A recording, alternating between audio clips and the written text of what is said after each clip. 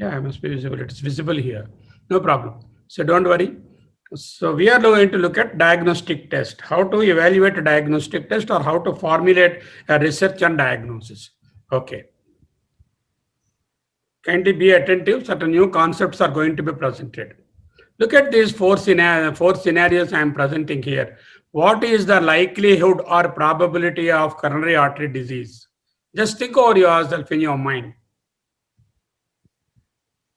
One by name Suresh, 24 years, BMI 20, no chest pain, no diabetes, lipids are normal, non-smoker, ECG is normal. What is the likelihood of having coronary artery disease in him? Is it very high or very low? It must be very low, isn't it? 25-year-old fellow, no risk factors, no diabetes, no dyslipidemia, non-smoker, ECG is normal. So his chest pain is very unlikely. His likelihood of having disease is very, very low. Second, you see Lakshmi, 54 years, BMI 25, atypical chest pain, diabetes for 5 years, LDL is 120, non-smoker, ECG, T-wave changes in L3. Is it definite of infarction? No. ECG changes may be non-specific or they could be specific. More so, she is a diabetic. She is 54-year-old man. It is rather equivocal. It will not tell me that she is a candidate for infarction or not.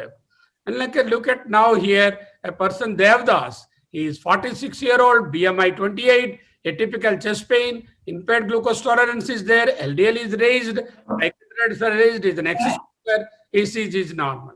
Here also it is equivocal because certain risk factors are towards infarction, certain risk factors are not towards infarction. 46 years, ex-smoker, ECG is normal, and such scenario is again equivocal. And now we have the final one where it's very easy. Mastan, who is 64 years, BMI 30, history of angina, 25 years diabetes, LDL is raised, HDL is low, smoker for 25 years, ST elevation. Hello, sir. One will swear that this is a case of myocardial infarction, isn't it? So when you look at Suresh, the probability of disease is very, very low. Hello. So understand, in a disease, we have once there is a disease, there is a suspicion of a disease, then we have what is called a gold standard, and then we also have a diagnostic test. Understand what is gold standard. Gold standard is the sine qua non evidence of disease. For example, in coronary artery disease, angiogram is the gold standard. In case of tuberculosis, finding Mycobacterium tuberculosis in the slide is gold standard. For COVID, RT-PCR is the gold standard. Okay. Likewise, for a stroke, the MRI evidence is a gold standard in the brain. So like that, gold standard is a test which cannot be refuted. Or for breast cancer, pathological examination of the tissue biopsy is the gold standard. So there will be a diagnostic test also. Because every time you can't do a gold standard, you do a diagnostic test and try to infer the disease by looking at the diagnostic test. So the gold standard can classify the people into those who are positive for the angiogram, those who are negative for the angiogram. I do an ECG as a diagnostic test, positive on the ECG, negative on the ECG. So this is we'll have four situations. Gold standard, test the disease is confirmed, disease is negated, diagnostic test, disease is suggested by positive, disease is rather refuted by negative. So what is each time you can't do a gold standard. If we were to do the gold standard for everyone, then there is no need to do a diagnostic test. But we don't do that. Take this here a scenario. The scenario is 75-year-old woman has presented with community-acquired pneumonia. 75-year-old woman came with community-acquired pneumonia, responded to antibiotics, her hemoglobin was 10 grams and MCV is 36. Is it low enough? 10 grams is low enough to call by Indian standards also as anemia. ICMR criterion is 12 grams. Okay, 10 grams is anemia.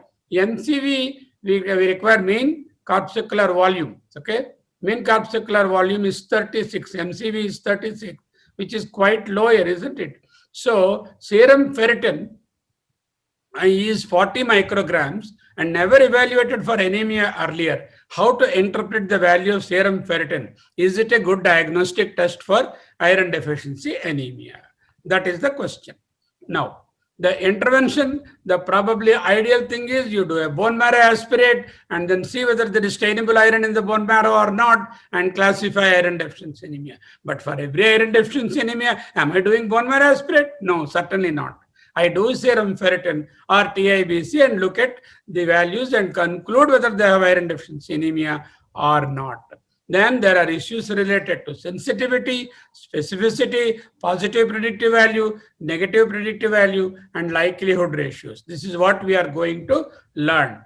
What are the patients, what is the intervention, what is the comparison, and what is the outcome. PICO. P is the patient, here patients of iron deficiency anemia, elderly people. So PICO, you remember PICO. What is PICO? Patient, intervention, comparison, and outcome.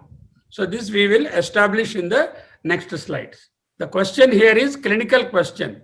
In an elderly woman with microcytic hypochromic anemia, can low serum ferritin level be diagnostic of iron deficiency anemia? This is to bypass doing a bone marrow examination and use my ferritin as a surrogate to diagnose iron deficiency anemia. That is the question. So we have to work out these things like specificity and all these things. I will show you in a moment now. How do I formulate a 2x2 table? You can see the 2x2 table just as what we have done in case of relative risk and odds ratio. Here also a 2x2 table is a basic way of analyzing clinical data. So this is the table for 2x2 table for the diagnostic test there. So first one is IDA or no IDA. That is iron deficiency anemia, no iron deficiency anemia by the gold standard. That means we have done a study and did bone marrow aspirate and classified them as iron deficiency or no iron deficiency. We also did the test and then said this is the positive and this is negative. That is ferritin 45 micrograms or less is positive for iron deficiency anemia, more is normal, so we are negative. So that is how we have done that. Let us fill the boxes. Now let us say 235 patients are taken into the study, 235. Out of them 90 are classified as iron deficiency anemia by the gold standard. GS means gold standard. The GS there is gold standard there, and the gold standard has classified 90 of them as patients, and here another 145 of them have been classified as not patients of iron deficiency anemia. So this 145 is no iron deficiency anemia, 90 is iron deficiency anemia out of 235. Now, how many of those people who are classified by the gold standard are positive or less than 45 for this one? Positive here is less, that is less than 45 ferritin, or 70 here. Obviously 20 are more than 45, test negative. And again here out of 145 without iron deficiency anemia, how many had ferritin less than 45? 15. How many had more than 45? That is normal, 130. Total being 145. Okay, the totals here in this side is 85 and this side is 150. This is constructing a 2x2 table given the data. So 235 patients are evaluated both by bone marrow and by serum ferritin. 90 are bone marrow positive for iron deficiency anemia and 145 are classified as a negative. So serum ferritin was low, that means test positive in 70 people out of 90 and 15 out of 145, and the table is filled. Now we have to work out the test statistics. So direction of inquiry is what is the rate in the iron deficiency anemia people, A by A plus C. Okay, sensitivity of the test is in that direction. A people are positive for the test among those A plus C people who are positive by the gold standard or true cases of iron deficiency anemia. A by A plus C is the sensitivity. Now, in this case, we know the number is 90 there and 70. 70 over 90 will be the sensitivity. 70 over 90 gives me a value of 0.78. Okay, a sensitive test rules out the disease. It is positive in disease. It is sensitive test is positive in disease, and if it is negative, it rules out the disease. A sensitive test is used to rule out the disease. SN out. Sensitivity is negative in disease. Okay, sensitivity to negative disease, or when the test is it is positive in disease and then it rules out the disease, sensitivity is 0.78. How do I get it? 70 people are having the test positive out of 90 who are gold standard iron deficiency. 70 over 90. Okay. Now, here the specificity is D by B plus D. What is D? D people who are test negative and also they are classified as negative by the gold standard. How many are test negative among those who do not really have the disease? D by B plus D, that is vertical inquiry here, disease is absent.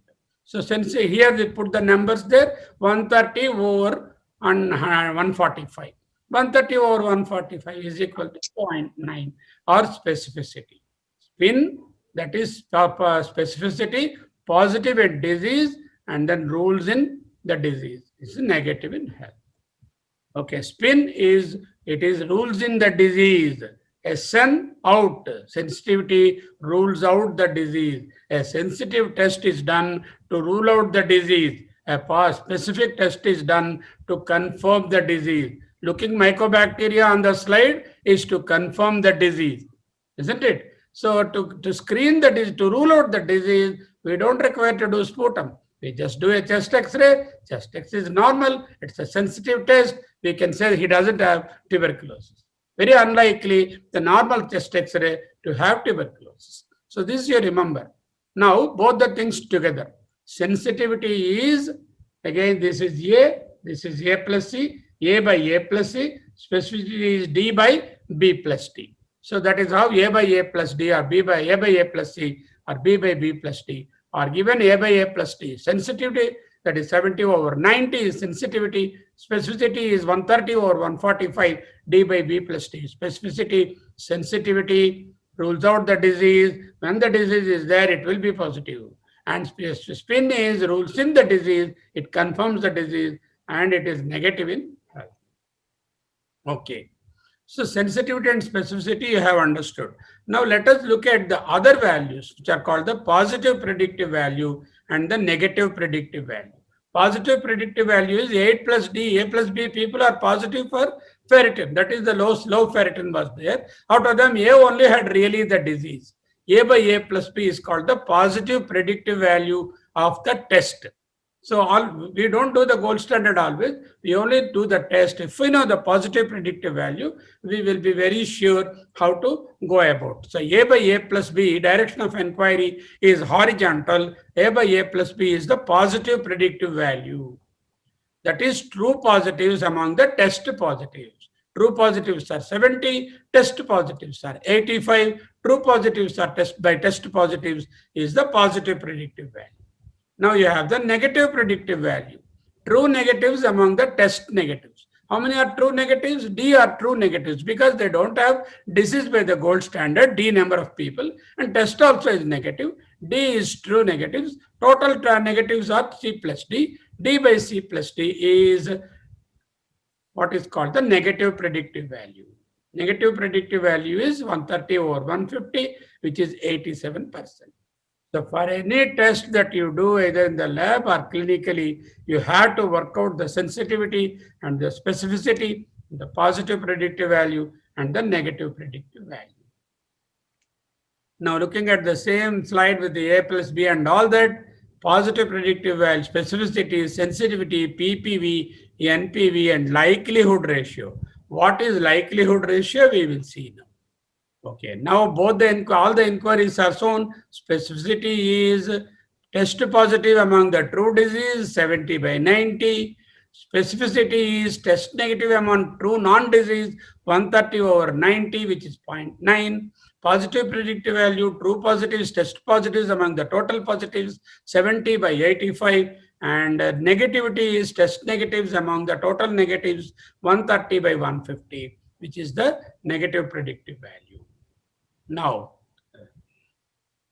limitations of sensitive to this, I will skip it. And then you see here, the prevalence of the disease is always when you have the total test done, A, B, C, D total, out of them, how many have the disease by the gold standard? That is called the prevalence of the disease. In this particular study, 90 over 235. 90 are classified as having disease by the gold standard bone marrow out of 235, which means 90 by 235 is the prevalence of the disease, called 38% in this particular study. Okay. So positive likelihood ratio and negative likelihood ratio can be obtained by looking at the sensitivity and specificity. Simple calculation, and always remember there is what is called MEDCALC, MedCalc. You download that app. All of you download the app called MedCalc, MEDCALC. That if you give it the positive sensitivity and specificity, it will give you the positive predictive value, negative predictive value, likelihood ratio also. Positive likelihood ratio is equal to sensitivity divided by 1 minus specificity. Our sensitivity in the given example is 0.78. Our specificity is 0.9. So 1 minus 0.9 is 0.1. So 0.7 divided by 0.1 is equal to 7.8. That is the positive likelihood ratio.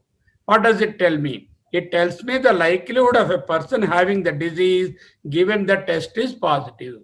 If the test is positive, that means if the rapid test is done, if the likelihood ratio is 7.8, it tells me the likelihood of the person having COVID virus disease, if the test or rapid test is positive against the gold standard RT-PCR. Likewise, the negative likelihood ratio, which is 1 minus sensitivity divided by specificity. Our sensitivity is 0.78 in the example. 1 minus 0.78 is 0.22 divided by specificity is 0.9. So that one dividing the other 1.22 dividing the 0.9 is 2.44. This is the probability of having a true negative result or rather than a false negative result, and that is to rule out the disease. These are very important measures. So for a rapid test that we do in coronavirus, the positive predictive value and the positive likelihood ratio is somewhere around 20. What is that? It means if a person throws a positive test on the rat test, he is definitely going to be positive by the RT-PCR. But the negative predictive value is not strong enough. That means we cannot rule out the disease by the rapid test. We have to rule out only by the rapid test, only by the RT-PCR. To confirm the disease, we don't require RT-PCR. Rat test is good enough. Okay. If to negate the disease, if the rat test is negative, I can't immediately tell the fellow, okay, don't worry, no COVID. But you have to tell him, wait and look at the RT-PCR. That is how the positive and negative likelihood ratios are important. As a general rule of thumb, positive likelihood ratio of more than 10 rules in the disease. I told you it is very high in the case of your rat test here. LR of 0.1 rules out the disease, and LR of positive 10 confirms the disease. LR of 0.5 to 0.2, then it again it affects on the probability will be, we cannot really say very much about it. Diagnostic odds ratio is again a ratio of positive likelihood divided by the negative likelihood. In this interpretation, it is 32. The ferritin is a very good test to confirm that the iron deficiency anemia without doing a bone marrow. These are what exactly is. We wanted to evaluate a diagnostic test for TMT. I'm taking a different example. We enrolled 200 patients of clinically suspected coronary artery disease. Both TMT and coronary angiogram we have done on all the 200. TMT is positive in 120. Coronary angiogram is 160. Prepare a 2x2 table and calculate the accuracy, sensitivity, specificity, positive likelihood ratio, and negative likelihood ratio using this example. And also please give the worksheets now. Let them work on the worksheets and as well as on this form in this particular slide. I will discuss this slide just like the other time. We will prepare a 2x2 table and work the sensitivity and specificity. Maybe we can finish this first and then they can go in for the the worksheet after I finish this one. So I will show you how I can arrange the this one now. Okay. Okay, I will share the presentation. Can you see it?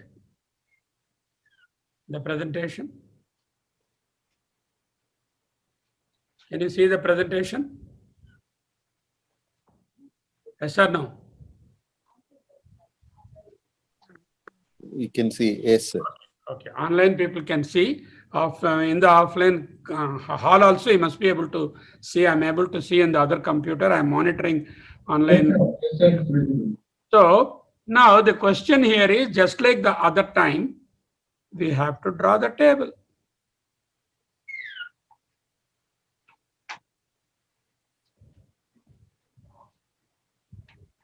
What is the gold standard here?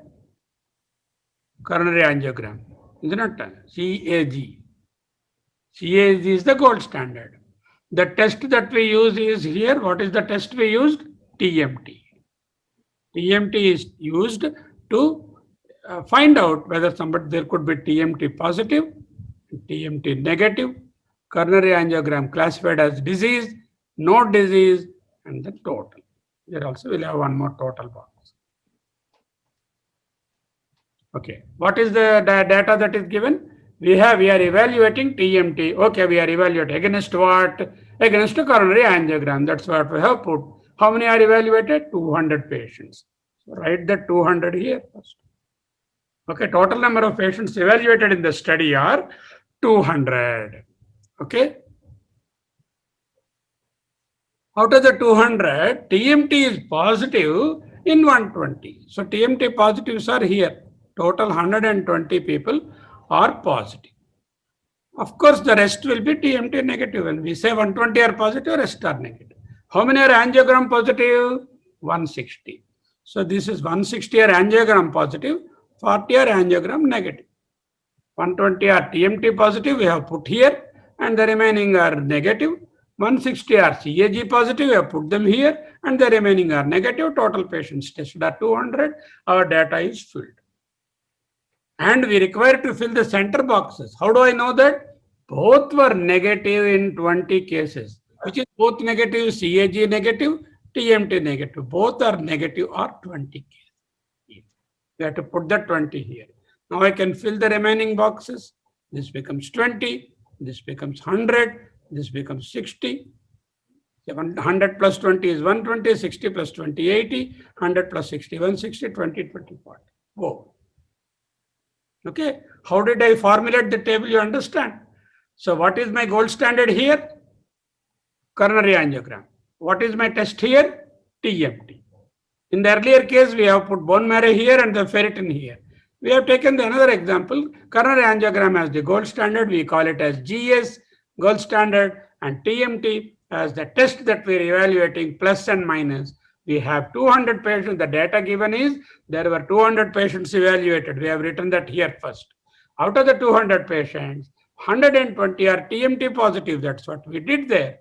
And then that means 120 are positive means remaining 80 are negative, and 160 are angiogram positive, and naturally 40 are negative. So I have all the row totals and column totals are there, but I have to fill the center of this one. Then the data that is given is both CAG and TMT are negative in 20 people. So I wrote the 20 here. When this is 20, obviously this has to be 20 because the total must be 40. When this is 20 and the 120 is here, this must be 100. When this is 100 and this is 160, this must be 60. And of course, it is tallying when I do. First of all, you have to formulate a 2 by 2 table like this. Then what is sensitivity? Sn is equal to like this, isn't it? Direction of inquiry. A by A plus C. That is 100 by 160 is the sensitivity. What is 100 by 160? Can somebody work out and tell me? I am also working. 100 over 160, 6.625. Or 62.5% is the sensitivity. Sensitive test rules out the disease. Specific test confirms the disease. Now, let us look at the specificity. That is D by B plus D. 20 over 40. Very easy to calculate. 1 by 2 is 50%. Okay. Here, specificity is equal to D by B plus D, which is equal to 20 by 40, which is equal to 0.5. It is not a very specific test. You know that TMT is not a very specific test. It cannot confirm disease because there could be several false positives. Okay. And whereas TMT is a relatively sensitive test to rule out disease. Somebody TMT is normal, you can say most likely you don't have coronary artery disease. But somebody is TMT positive, you cannot say they have because it's not a specific disease. So we have to go for the angiogram. This is the clinical condition. Positive predictive value is this side, that is 100 by 120, A by A plus B, which is 5 by 6, which is 5 by 6 is 0.48%. Okay. And negative predictive value is this direction, that is 20 over 80. 20 over 80 is exactly 1/4, 0.25. Negative predictive value of the TMT is rather low.